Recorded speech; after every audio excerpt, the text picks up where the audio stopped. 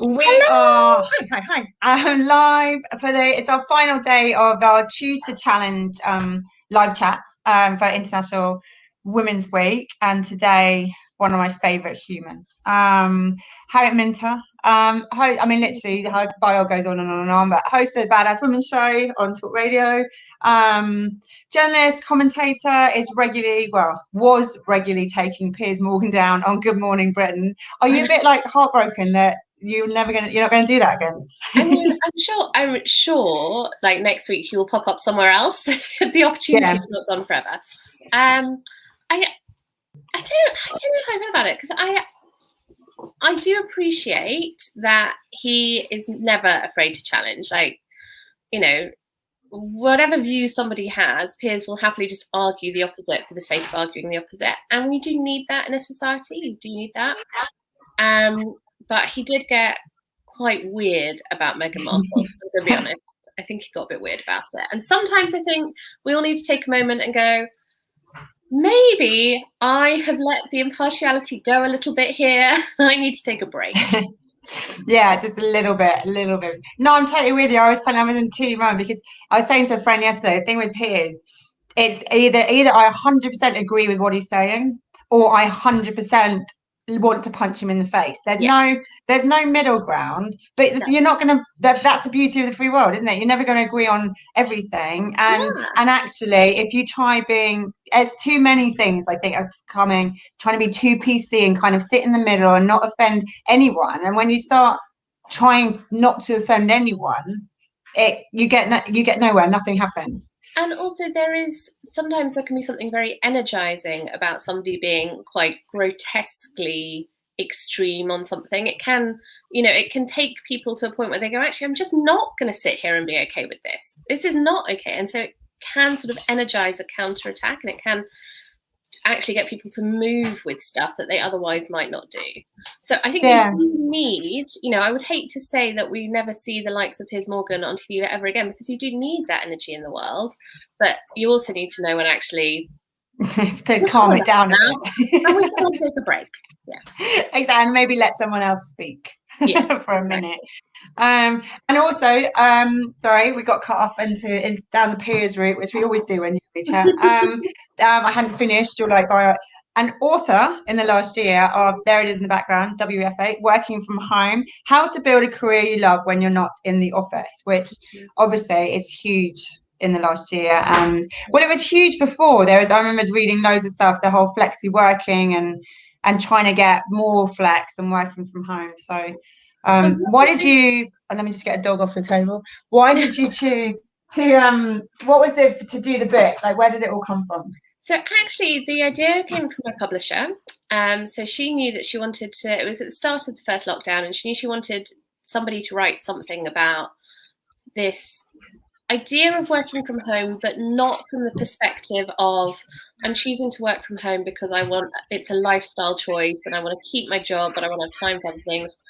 She wanted somebody to do it from a place of, I'm working from home because it suits me better for whatever reason, and I'm still really ambitious for my career, and I really want to go places, and I really want to make a big success of my working life, but I just want the option to not have to do that in the way that has been set out for the last 100 years, which is what I really believe in. So I've long been somebody who believes that actually we work better when we have an element of freedom around how and when we work. So I like working from home most of the time. I would emphasize that working from home in a pandemic, not the same as working No, because that's everything from home, isn't it? Very, very different. But I like the ability to have some peace and quiet by myself. I like the ability to pick my laptop up, go to a coffee shop, or go and work with people. That freedom I find immensely productive. And it's always seemed really strange to me that I would have to get up at a certain time, get myself on a train for an hour just to be in an office for a certain time. When surely, if I can do that work at home, why would I waste kind of 2 hours in the morning commuting when I could just sit at my desk, get 2 hours of work done before the whole day had started? And I like being able to, I don't have kids, so I don't look at it from a kid's perspective, but I like having the ability to take my dog for a walk at lunchtime, or to quite frankly, take a nap in the afternoon if I'm tired. I say in the book that, like, if you have been working from home for a year and you have never put a kind of busy meeting in your diary and actually just taken a nap, you haven't been doing it right. Like, that's what it should be about. It should be about being able to say, how do we look after ourselves better and manage our energy better, so that when we are working, we really are bringing our best selves to that work, not the tired out, stressed, resentful, frustrated self. Or being forced into, I have my home and away and neighbours breaks. Yeah. It's my guilty pleasure. They're on Sky Plus, and I just sit there with a cup of tea going, it's home and away time. It's just like, switch your brain off. And it's really important. We don't talk about that. We don't talk about the fact that actually, if you've got somebody sitting in an office for 8 hours, they are not working for those whole 8 hours. They're just not. Like, there will be times when actually you go and talk to a colleague and you're talking about your home life, you go and get a coffee, you sit at your desk, you check your social media, you read the news, you gaze out the window for a bit. That actually, those small breaks, we need them in our working lives. Like, that's how we maintain our productivity. So just assuming that having somebody in an office is going to stop that happening is a false assumption. Yeah, I would say the people that respond the fastest to like my social media posts are all my friends who work in the city in their really hectic jobs. So they always say, we have to be in at 7:30 in the morning, we don't leave at 8 at night. I'm like, well, you still manage to comment on Instagram and Facebook faster than anyone I know all day long. So what exactly are you doing in your office? But people, the whole working from home thing, what's your advice? Because it is tricky, and obviously the last year's been a bit weird because actually we've had to do everything from home. There's no escape. If we want to exercise, we want to work out, we do Pilates, I've got some weights in now because I can't go to the gym and do, you know what I mean? Everything work is going on in home. So it probably is a bit worse than last year, but in sort of normal as well. That being able to compartmentalize and go into work mode and not go, oh, I need to, shit, there's a pile of laundry there that I didn't pick up earlier. And at the moment, I can now hear the washing machine and the dishwasher going at the same time. Oh, me too. Yeah. I think it is hard, but I actually think it's really good grounding for us. So there are some basic things you can do. So you can set up a work zone. So like, this here is my little work zone. So when I sit down here, this is like, okay, working time now. And I'm quite lucky. I've got sliding doors. So like, when they slide across, it's just gone. So kind of creating a zone, even if that is you are working from your sofa, you don't have any other space, like spend 20 quid and change the cushions.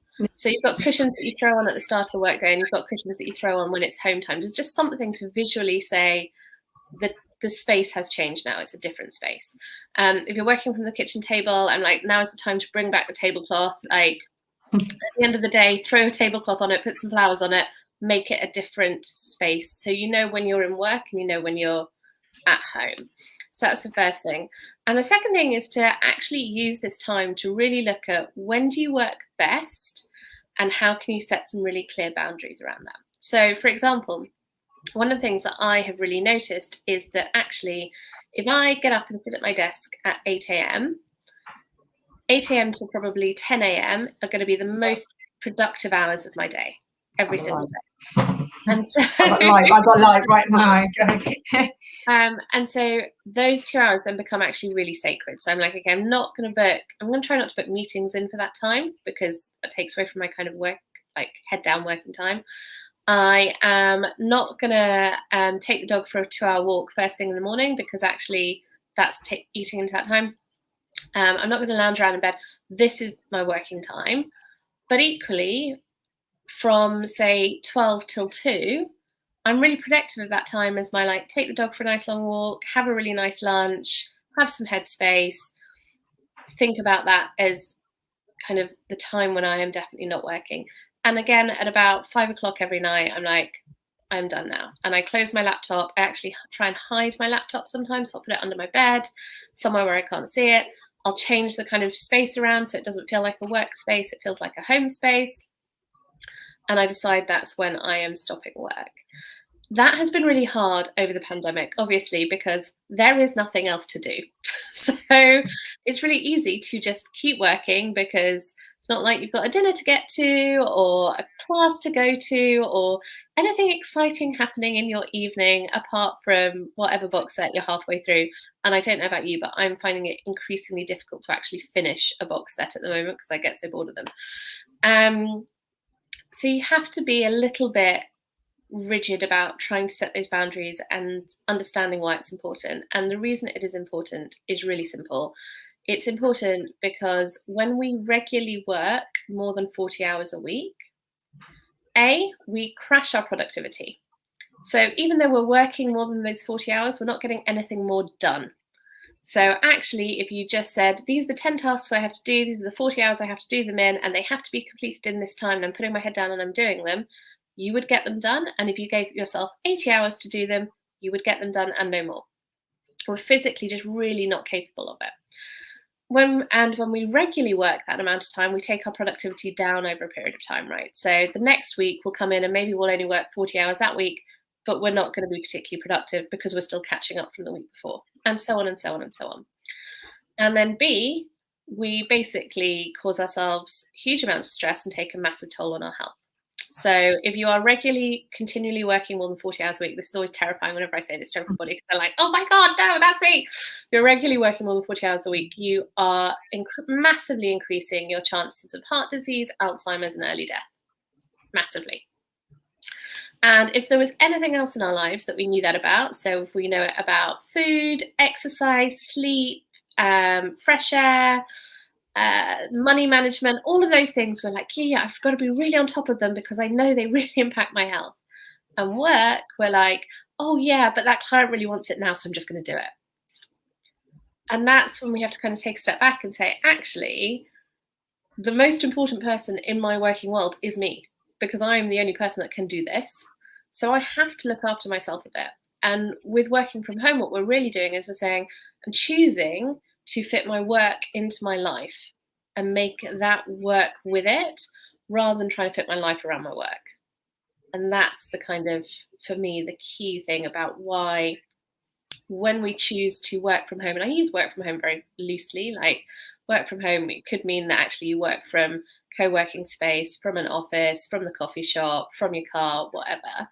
But that ability to have a level of flexibility within your work is the thing ultimately that's going to keep us healthier for longer. Was it the 4 hour working week or 4 hour work? 4 hour work week. I've always Huh? Yeah, but that's it. It's like this idea, which is actually, if you write down things that you had to do, the things that really, if you just get these things done, then you will be moving your career or your work forward. Most of us can get them done in 4 hours a week. Which is madness, right? So what are we doing with the other It's probably true. It's like I have ADHD, and I tell you what, the last year it's worse because there's so many things going on. Actually, my concentration, I can zone out having like these conversations sometimes I've had, and I think I literally can't remember the last 2 minutes. Don't worry, I'm focused on you. But it's definitely worse. But when I really focus, I'm like, right, I'll have 30 minutes of proper full on productivity, which probably I could have sat in an office and spent 9 to 5 trying to do and faffing and actually for those 30 minutes you need the kind of, and I call it rest time. It might not be restful, right? You might be doing something else, but that rest time beforehand. So you need time when your brain is on something else and not thinking about work and not thinking about that project you've got to write up or the report you said you'd do, to then be able to sit down and be like, okay, and now we're sitting in the space that I've created, and there's all kind of things you can do to put yourself in that space, right? So you can physically create the space, you can create a kind of like movement ritual before you sit down. So I know some people like to have like a 5-minute dance party and then they sit down to work. Some people put on a particular piece of music. Some people will wear a particular outfit, all of that stuff. But then when you sit down, you're like, okay, and we're in work mode now, go. And we get sat under my Batman.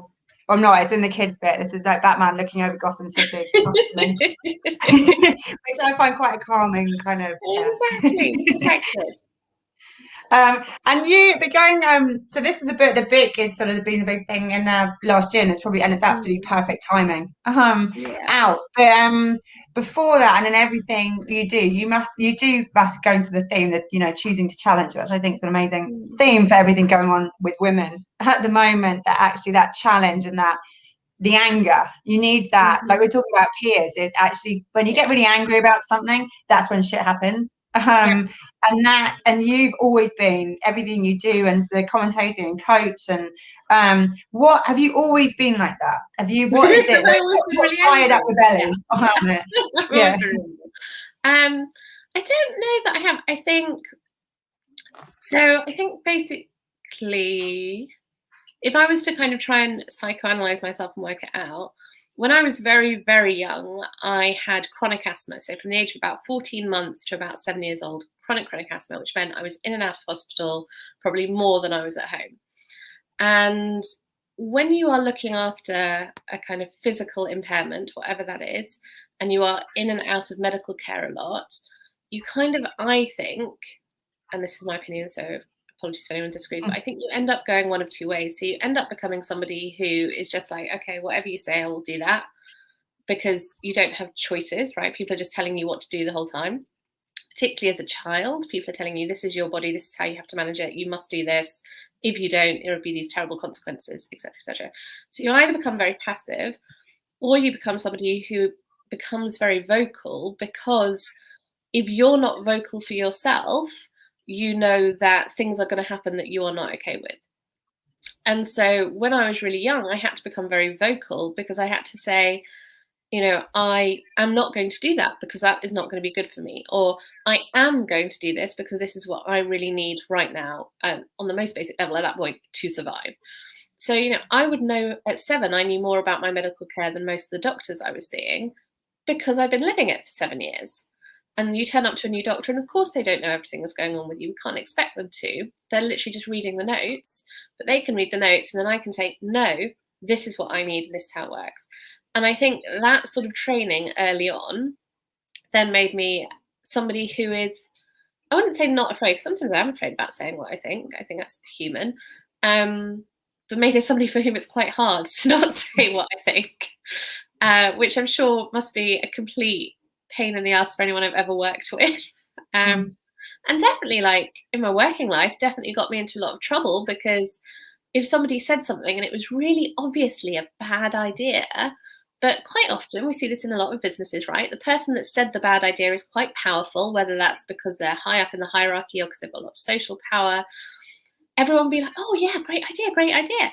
And I would be the person that would put my hand up and be like, clearly very not a great idea. And that doesn't engage people. So what I've had to do over time is, like, actually tell people and reframe that and say, so I say to kind of, you know, when I work with clients now, I'll say to them, I want to be really clear with you. It's quite likely that I might make you cry at some point in this process, and you have to be okay with that. And if you're not, that's also absolutely fine, but I can recommend 100 people you can work with, because I'm not the right one. And like right now, I'm working with lots of organizations, helping them design kind of how they bring people back to the office. So hybrid working styles, how can you design that? And I was working with one organization, they said to me, yeah, but we've got clients, and our clients just require people to be on 24/7. And if you've got clients, that's just how you've got to be. And I said, well, that depends. Are you just not very good at your jobs? And they looked at me like, what? And I was like, well, if you're not very good at your job, then yeah, the way you're going to keep your clients is by servicing them 24/7 without any question. If you're really good at your job and you are so good that there's nobody better, that client will just want to work with you anyway. And they were like, and you can see just like the blood draining from their faces. They were like, maybe we're not actually the best at what we do. I kind of probably need to stop saying that and come up with another plan.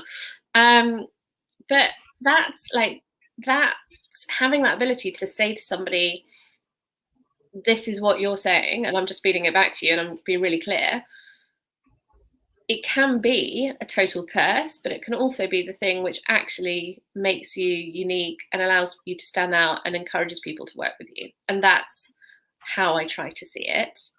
And then sometimes it allows you to do the things that are really important. So sometimes it allows you to be the person that says, I'm not going to say that this is okay when it's not. And I'm not going to say that actually it doesn't matter that you use that language, because it really does.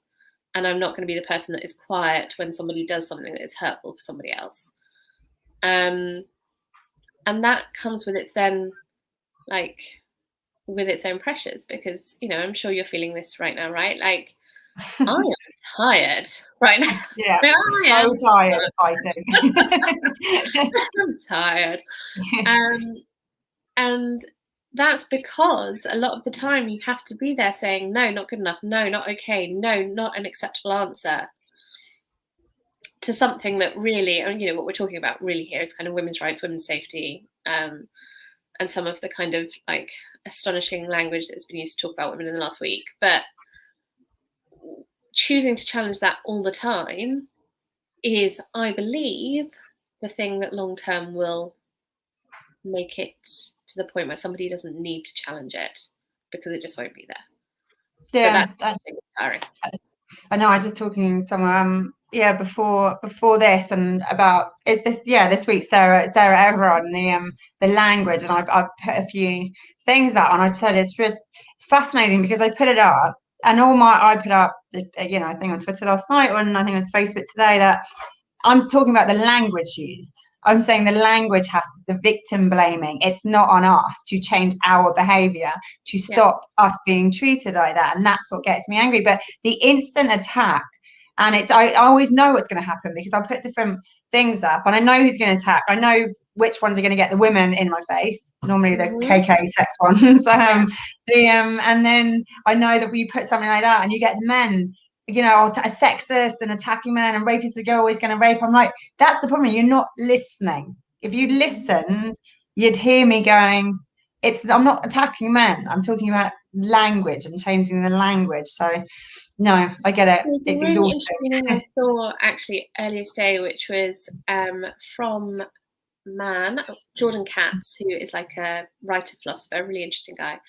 And he talks about this language that you use around women and assault. And there's a stat which is that he said it's really interesting that we basically take men out of the language. So the language is always centering women.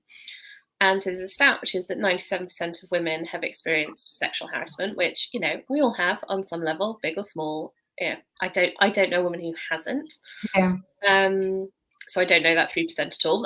So 97%. Exactly. Who are you? Have experienced sexual harassment. But when we change it, so we say that men have harassed 97% of women. That's like, oh. And what I am saying in that is, and you know, I have had a lot of the not all men discussions this week too, and it's obviously not all men. Obviously not all men. But also, guys, we don't need to hear that right now. Like, this is, in coaching terms, we would call this the point when you have to hold the space. Right? Just hold the space and just be like, do you know what? You are angry and you are upset and you are also scared and you are frustrated, and I can appreciate that. And I'm sorry, and I'm just going to hold the space and let you be. And just listen, isn't it? It's that. In the same with, you know, the BLM and happened and that, and I said I can't fight. I can't say anything because I've never been in that position. All I can do is sit and I just want to listen and hear, and because you don't know it if you're not in that. You don't live and breathe it, you know. So it's the same with this. I had an argument with a guy yesterday, and I said, you don't realize, I said, I get it every day. Every day I could write down an example of that sexism or site harassment or site, you know, from talking to investors, every single day, the little comments. You could write a comment down every day. But if you're not living it, you're not aware of it, you know, how would you, you know, I would, you know, you look at me and go, well, she couldn't possibly be having any of that every day because she does what she does, but it's there all around us. It is, and it's a kind of, and I think this is what women are really saying right now, which is like, it's not that we expect it to be wiped out overnight, or we think that there is something intrinsically wrong with the male species or anything like that. We're just asking you to notice it. Because the other thing I have found a little bit frustrating is when saying, "Oh, I just wasn't aware." I was like, "Mate, where have you been?" She's not the first woman. So like, be aware, notice it, and then I saw this lovely idea on Twitter, which was, all you have to say is, "That's not cool." And if every time men, and those men who do get it and who are like, "Yeah, I'm not okay with this, I'm angry about this too, I'm frustrated about this too," if every time one of your mates said something that was, let's not even say close to the line, let's say with the line in sight, you just said to them, "Mate, that's not cool." Yeah, I love that. I often do that. Just go, "That's not cool." And also, women need to, this isn't just a man-women thing. There's a lot of sort of internal misogynism in a lot of women who will toe the line or say what they think or say the same thing as men are. And it's like, well, actually, I always say, where's the sisterhood? And actually, women need to start standing up for the women. It's not, you're not competing with the women in your office, in your workplace. It's start standing up for them. And if one of them gets attacked, tell whoever it is, in a meeting to say that wasn't cool, or now you're mansplaining, or, it's sort of have each other's back. I think we can only do that when we feel two things. So one, there's power in numbers, right? So we know that actually when you have roughly a third of any minority, doesn't matter what, a third of any minority in a room, a third is enough for people to feel like they have a sense of power. So feel like, okay, I will be able to speak out without being isolated or pushed out or risking my job or any of that. So there's something about numbers. And there's also something about actually when somebody does kind of challenge you on something, having what Brene Brown calls the concept of generosity. So concept of generosity, which is if somebody challenges you on something, it's because they believe you are a good enough person to be able to hear that challenge and act on it. And so take it in the spirit of them believing you are a good enough person and wanting to act on it. And if you're going to challenge someone, challenge it in the spirit of believing that they're a good enough person and they will act on it. So do it from this place of generosity, which says, I think you're good enough to hear this feedback and take it on board. And if you get a piece of feedback like that, hear it and take it on board with the knowledge that they're only giving it to you because they think you're a good enough person to be able to take it. And it's how you do it, isn't it? It's like, it's easy to go, if you attack someone and then it's the guards are up, the walls are down, the red mist, you're not going to get, it. And I think it's also like, also knowing there are kind of times and places to talk about stuff. So if you really want to have a conversation about harassment or, harassment or a level of whatever it is, of sexism, racism, ageism, whatever. Every ism. If you want to have a conversation about that, particularly within your organisation, go away, do the work, do some reading, formulate some thoughts on it, pick a time when it isn't feeling hugely fraught, pick a time when things are feeling calmer, and have an open conversation and say, I want to have an open conversation, and this is where I'm at, this is where I want us to get to, and this is what I can use your help with. But there is a real skill around picking the time and knowing when it's time to hold the space and when it's time to have that conversation. Well, exactly. When it's time just to shut up and well, exactly. And also when you're really angry, when it's time to shut up. So it is an ongoing lesson, but I've learned exactly. The older I've got, the more, because the anger. I'm like you. It's like sometimes I just find it exhausting in my head, and I wish I could just sit there and sit on a fence and not be that fighter. That just the minute I feel something's wrong, just comes out swinging. And I think that's, that's the thing, isn't it? Like, that's the superpower. That's the absolute superpower, which is that, your way of being is that you are a warrior. Like, that's who you are deep in your soul. You're a warrior, and we need those people to go out and fight the battles. But then we also need to understand that warriors need to come home and be looked after and have their wounds tended to. And yeah, exactly. And we need people for that as well. And so kind of understanding that in a society, we need that anger, and we need that strength, and we need the people to console and comfort, and we need the people to do the thinking about how we change things, and we need the people who are going to think about, actually, could we do it differently, and what can we design, and bringing those people together to solve a problem rather than just leaving it up to one group. to always be. And what just to finish, what on the theme, the choose to challenge, what's your advice? Like what would you say to people now to get out and choose to challenge? I mean, there is a lot that you could choose to challenge this year. My suggestion is to do it in 2 ways. So choose to challenge yourself around something. So pick a belief or a view that you know you hold and try and challenge it this year. So whatever it is you know is your core belief system, pick that, write it down and say, this year I'm going to look for the stuff that actively challenges that, and I'm going to be open to hearing that challenge. Because even if it turns out that we're right, which I often am, it's really good to check in and be like, oh, actually, let me see what I can hear here. What can I learn? How can I be open to being wrong on this? Because that's the way we grow. So that's the first thing. And then the second thing on Choose to Challenge, because it is International Women's Day on Monday and because it is Women's Month, allegedly, I'm going to say choose to challenge when you see the women in your life, and that doesn't have to be your wife or your daughter. It can just be your friend, your neighbor, your colleague. When you see them looking like actually it's all become a bit too much, choose to challenge the thing that is making it too much for them and be the person that stands up and says, actually, that's not okay, or that's just not cool. Nice. Great. Lovely to finish on. Thank you, Harriet. As always, we could sit and chat for hours, but I will leave you to it. But yeah, the working from home book is in the background there. And I'll choose to challenge your working situation by buying my book. Thanks. Exactly. And I will no doubt chat to you soon.